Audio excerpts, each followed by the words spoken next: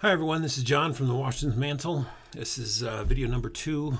This is on Mark chapter 16.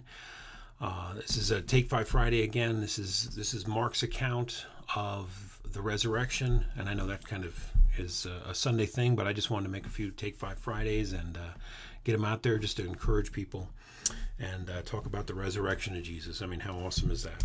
So Mark chapter 16 and verse 1. And when the Sabbath was past, Mary Magdalene and Mary, the mother of James and Salome, had brought sweet spices that they might come and anoint him. And very early in the morning, the first day of the week, they came unto the sepulchre at the rising of the sun.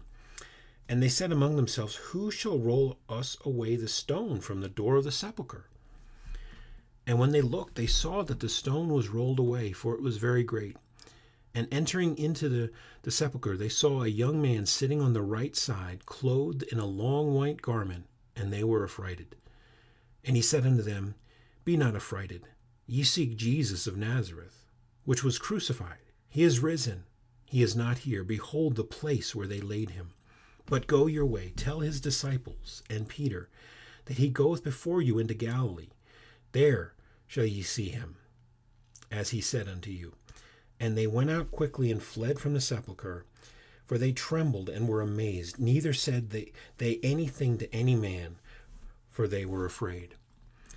Now, just again, this is a second account, and I like what J. Warner Wallace talks about with like the gospel records, that it's not different accounts in that. Like it's I'm trying to think of the word or the wording. It's complementary. They're adding something to a previous account, or they're adding something that the focus of Matthew might have been this, the focus of Mark is this, and it complements. To me, they're not contradictory. They're complementary. This is eyewitness accounts of what happened. And it's like the idea of three blind men describing an elephant. One has its tail, one has its leg, and one has its trunk. Or four of them, and one has its ear. They're going to describe four really different things, but it's one thing they're talking about, the elephant in the room. So the last one I talked about the rabbit trail, this one I'm talking about the elephant in the room. So I think this one's neat though. In Mark verse 3, and they said among themselves, Who shall roll us away the stone from the door of the sepulchre? Now they're going, right? Verse 1, had brought sweet spices that they might come and anoint him. All right, now Jesus was telling the disciples, look, I'm going to rise from the dead, as Jonas was 3 days and 3 nights in the whale's belly, basically, the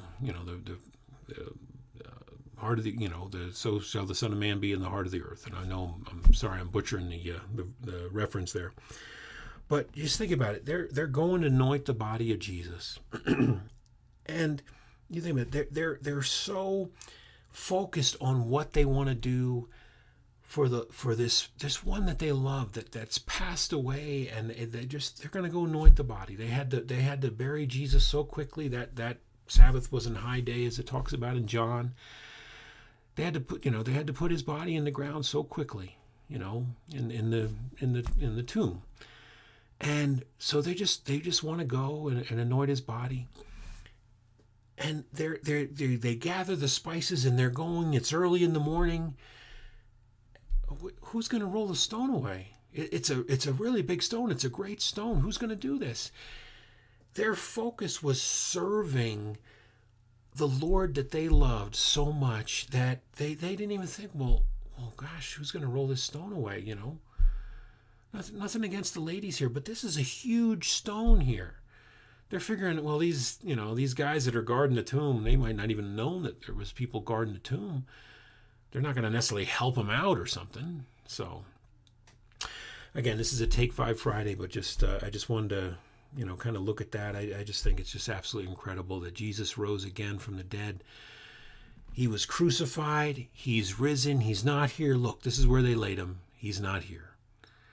That's the hope that each and every one of us has when we trust the Lord. So trust him today. Thank you. This is John with the Watchman's Mantle, and I'll see you on the next video.